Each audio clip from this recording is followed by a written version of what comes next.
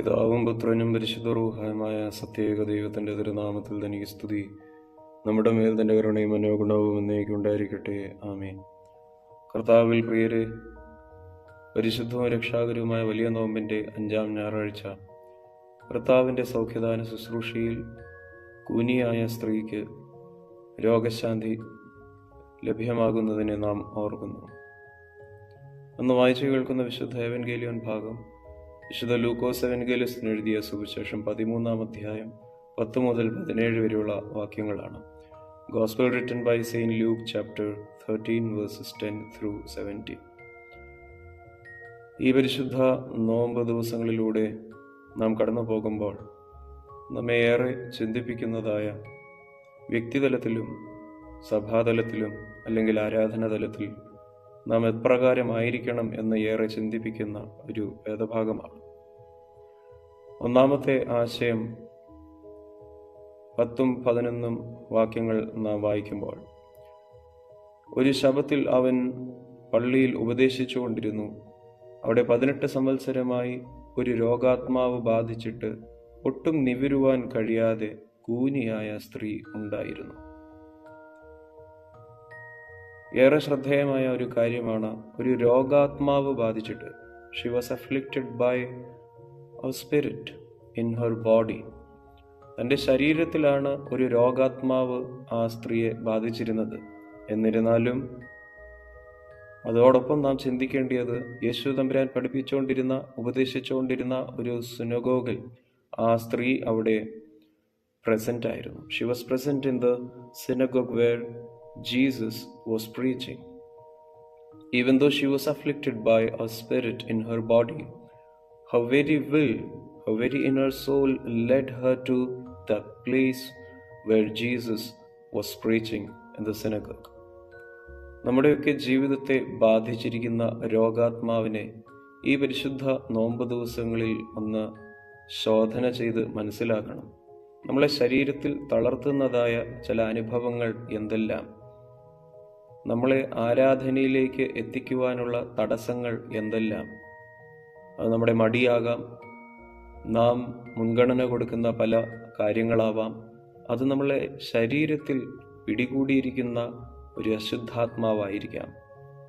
അതുകൊണ്ട് എന്തുകൊണ്ടും ഒരു ആരാധനയിൽ ദൈവസൃഷ്ടി സംബന്ധിക്കണം എന്നുള്ള ഒരു ദൈവഹിതം, അതിന് വിരുദ്ധമായി നിൽക്കുന്നതായ തടസ്സങ്ങൾ, ബന്ധനങ്ങൾ എന്തെല്ലാം, ഏത് മേഖലയിലുള്ള കാര്യങ്ങളാണെന്നും നാം ഒന്ന് സ്വയം പരിശോധിക്കേണ്ടിയിരിക്കുന്നു. അതാണ് ഇവിടെ പറയുന്നത്. 18 സംവത്സരമായി ഒരു രോഗാത്മാവ് ബാധിച്ചിട്ട് ഒട്ടും നിവരുവാൻ കഴിയാതെ കൂനിയായ സ്ത്രീ അവിടെ ഉണ്ടായിരുന്നു. അവളെ സംബന്ധിച്ചിടത്തോളം അതൊരു വേദനയുടെ അനുഭവമാണ്, പ്രയാസമുള്ള ഒരു അനുഭവമാണ്. ശരീരത്തിൽ ഏറെ കഷ്ടതകളുണ്ട്, ഒട്ടും നിവരുവാൻ സാധിക്കുന്നില്ല. എന്നിരുന്നാലും ഒന്ന് മതി, മനസ്സൊരുക്കമുള്ള ഒരു ആത്മാവ്. എൻ്റെ മനസ്സും എൻ്റെ ആത്മാവും എന്നെ പരിശുദ്ധമായ ബലിപീഠത്തിങ്കിലേക്ക് നയിക്കുന്നുണ്ടോ എന്നുള്ളൊരു ചോദ്യം നമ്മെ ഭരിക്കട്ടെ. ഇന്ന് പല യുവാക്കളും അല്ലെങ്കിൽ ജോലി സംബന്ധമായിട്ടുള്ള അനേകരും ഒരു പരിഗണന അല്ലെങ്കിൽ മുൻഗണന കൊടുക്കുന്നത് എന്തിനെന്ന് നാം ഒന്ന് വിലയിരുത്തണം. നാം നമ്മെ തന്നെ ഒന്ന് ശോധന ചെയ്താൽ മതി.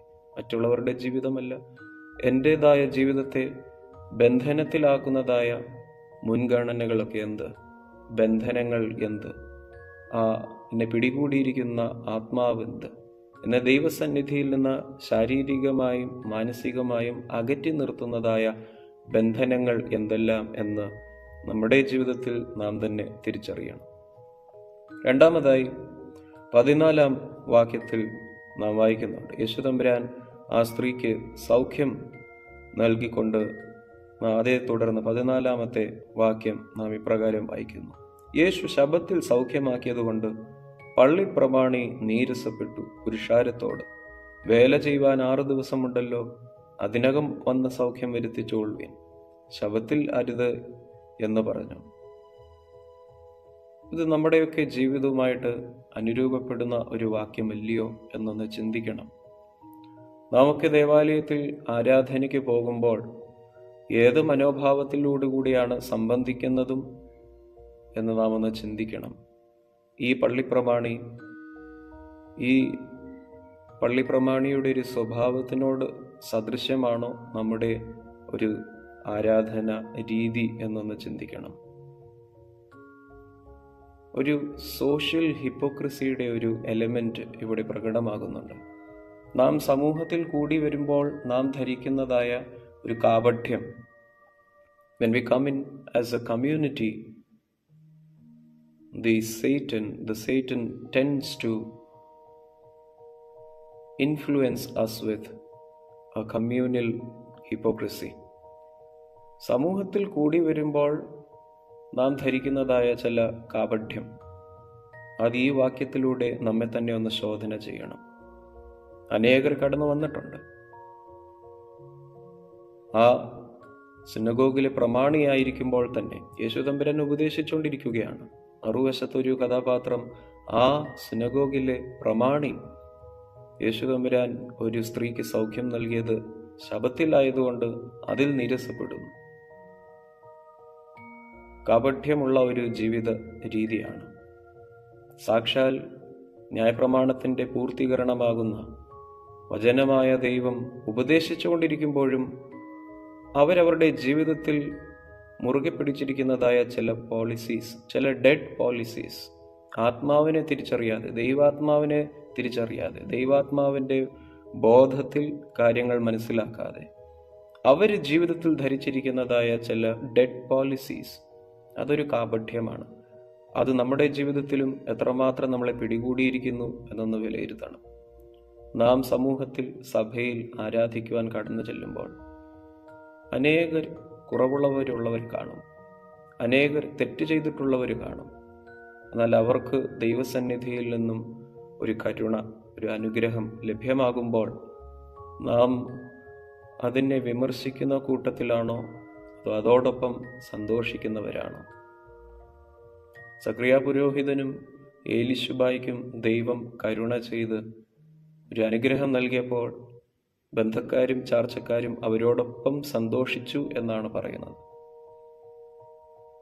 അങ്ങനെ നാം കൂടി വരുന്നതായ സഭയിലും സമൂഹത്തിലും നമ്മളോടൊപ്പമായിരിക്കുന്ന സമസൃഷ്ടികൾ, അവർക്ക് ദൈവം ഒരു അനുഗ്രഹം കൊടുക്കുമ്പോൾ അതുമായിട്ട് അതിനോട് നീരസപ്പെടാതെ അവരുടെ സന്തോഷത്തിൽ സന്തോഷിക്കുവാനും അവരുടെ ദുഃഖത്തിലും പ്രയാസത്തിലും അവർക്ക് വേണ്ടി ദൈവികമായ കാര്യങ്ങൾ സാക്ഷ്യപ്പെടുത്തുവാനും പ്രാർത്ഥിക്കുവാനും തക്കവണ്ണം നമുക്ക് സാധിക്കണം. അതിനുവേണ്ടി ആദ്യമേ സമൂഹത്തിൽ കൂടി വരുമ്പോൾ നാം ധരിക്കുന്നതായ കാപഠ്യം, അതിനെ ഉപേക്ഷിക്കുന്നവരും അതിനെ തരണം ചെയ്യുന്നവരും ആത്മീയമായി അതിനെ നീക്കം ചെയ്യുന്നവരുമായി നാം ജീവിക്കണം. മൂന്നാമതായി ഏറെ പ്രാധാന്യമുള്ള ഒരു കാര്യം ഈ വേദഭാഗത്തിൻ്റെ അവസാന ഭാഗത്തിൽ നമുക്ക് മനസ്സിലാക്കുവാനായിട്ട് സാധിക്കും. ആ പള്ളിപ്രമാണിയോട് യേശു തമ്പുരാൻ ചോദിക്കുന്നുണ്ട്. കർത്താവ് അവനോട്, കപടഭക്തിക്കാരെ, നിങ്ങളിൽ ഓരോരുത്തൻ ശബത്തിൽ തൻ്റെ കാളയെയോ കഴുതയോ തൊട്ടിയിൽ നിന്ന് അഴിച്ചു കൊണ്ടുപോയി വെള്ളം കുടിപ്പിക്കുന്നില്ലയോ? എന്നാൽ സാത്താൻ 18 സംവത്സരമായി ബന്ധിച്ചിരുന്ന അബ്രഹാമിൻ്റെ മകളായ ഇവളെ ശബത്തുനാളിൽ ഈ ബന്ധനം അഴിച്ചു വിടേണ്ടതല്ലയോ എന്നുത്തരം പറഞ്ഞു. ഈ വേദഭാഗത്തിൽ ആ സ്ത്രീക്കൊരു ഐഡന്റിറ്റി ഇല്ല, പേരൊന്നും പറയപ്പെടുന്നില്ല. എന്നാൽ യേശു തമ്പുരാൻ ആ സ്ത്രീക്ക് ഒരു ഐഡന്റിറ്റി കൊടുക്കുന്നു. അബ്രഹാമിൻ്റെ മകളായ ഇവൾ ശബത്ത് നാളിൽ സൗഖ്യം പ്രാപിക്കണ്ടായോ? സാത്താൻ പിടികൂടിയിരുന്ന അബ്രഹാമിൻ്റെ മകളായ ഇവളെ ശബത്ത് നാളിൽ ഈ ബന്ധനം അഴിച്ചുവിടേണ്ടതല്ലയോ എന്ന് ഉത്തരം പറഞ്ഞു. ശബത്ത് നാളിൽ, അല്ലെങ്കിൽ വിശുദ്ധ ദിവസം, അല്ലെങ്കിൽ നാം ഇന്ന് കൂടി വരുന്നതായ കർത്തൃദിവസം, അതിനൊക്കെ ഒരു ലക്ഷ്യമുണ്ട്.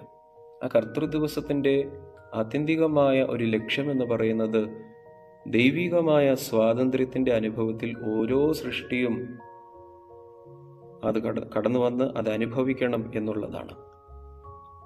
അതിന് വിരുദ്ധമായി നിൽക്കുന്നത് നാം ഒന്ന് തിരിച്ചറിയണം. എൻ്റേതായ ജീവിതത്തിൽ എന്താണ് ആ ദൈവികമായ സ്വാതന്ത്ര്യത്തിന് വിരുദ്ധമായി നിൽക്കുന്നത്? എന്നാൽ അതിനെ ഒരുക്കുന്ന കാര്യമാണ് ഏറെ പ്രാധാന്യം. ആ ദൈവികമായ സ്വാതന്ത്ര്യം ലഭിക്കുവാൻ നമുക്കൊരു ഐഡൻറ്റിറ്റി ലഭ്യമാകുവാൻ അബ്രഹാമിൻ്റെ മകൻ, അബ്രഹാമിൻ്റെ മകൾ എന്ന് പറയുമ്പോൾ വിശ്വാസത്തോടു കൂടി വേണം ഓരോ വിശുദ്ധ കൂദാശയിൽ സംബന്ധിക്കുവാൻ. നമ്മുടെ ജീവിതം ഒന്ന് നോക്കിക്കേ. ഇന്ന് നമ്മൾ പല പെരുന്നാളുകൾ ആചരിക്കുന്നുണ്ട്. പരിശുദ്ധ ദൈവമാതാവിൻ്റെ പെരുന്നാൾ ആചരിക്കുന്നു.